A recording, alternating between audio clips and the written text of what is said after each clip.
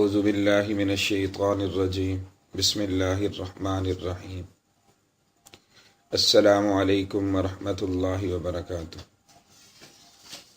محترم سامعین، general knowledge کی جانب سے خوش آمدید۔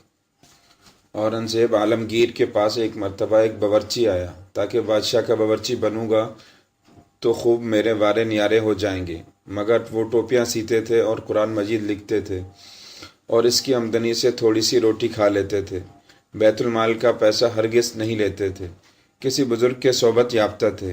حضرت مجدد الافسانی رحمۃ اللہ علیہ کے ایک صاحبزادے کے صحبت میں رہے تھے، چنانچہ ان کے بارے میں آتا ہے کہ وہ بڑے درویش صفت تھے، اگرچہ وقت کے بادشاہ تھے، گھر کے اندر بس تھوڑی سی روٹی کھچڑی بن جاتی تھی، وہی کھا لیتے تھے۔ اب یہ باورچی تنگ آ گیا کہ میں یہاں سے کیسے جان چھڑاؤں، چنانچہ اس نے ایک ترکیب سوچی۔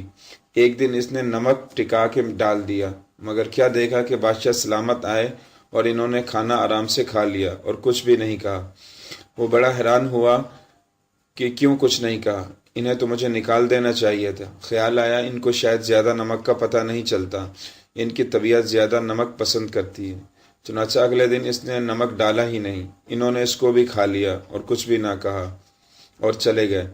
یہ بڑا حیران ہوا۔ تیسرے دن اس نے نارمل کھانا بنایا، انہوں نے کھا لیا اور باورچی کو پاس بلا کر کہا، بھائی ایک دن نمک زیادہ تھا، ایک دن نمک بالکل نہیں تھا، آج نمک برابر ہے، آپ ایک اندازہ متعین کر لیجئے، اتنا نمک روزانہ ڈال دیا کریں تاکہ تمہیں کھانا پکانے میں آسانی ہو۔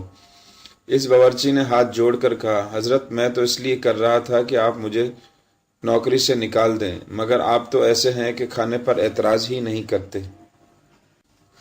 اس وقت اورنگزیب عالمگیر نے کہا، اچھا تمہیں دنیا چاہیے، تمہیں دنیا مل جاتی ہے۔ انہوں نے روٹی کا ایک ٹکڑا بچا دیا اور کہا، میری طرف سے فلاں کو جا کے ہدیہ دے دینا۔ اس روٹی کے ٹکڑے کو لے کر گیا اور اس بندے کو ہدیہ دے دیا۔ وہ بندہ بادشاہ سے محبت کرتا تھا، وہ خوش ہوا کہ بادشاہ سلامت نے مجھے ہدیہ بھیجا، چنانچہ اس نے لاکھوں دینار اس بندے کو تحفے میں دے دیے۔ اب بادشاہ کی طرف سے میرے لیے ہدیہ لے کر آئے۔ اورنگزیب عالمگیر نے کہا، دیکھو یہ روٹی کا ایک ٹکڑا لاکھوں دینار سے زیادہ قیمتی ہے۔ تب اس کو پتہ چلا کہ اللہ والوں کی نظر کس بات پر ہوتی ہے۔ سبحان اللہ۔ معلوم ہوا کہ اللہ والے کھانے میں عیب نہیں نکالتے، جو ملے کھا لیتے ہیں۔ وقت کے بادشاہ نے درویشوں والی طبیعت پائی تھی، کھانا کھا لیتے تھے، اللہ تعالیٰ کی نعمت سمجھ کر اس میں کسی قسم کی تنقید نہیں کیا کرتے تھے۔ سبحان اللہ۔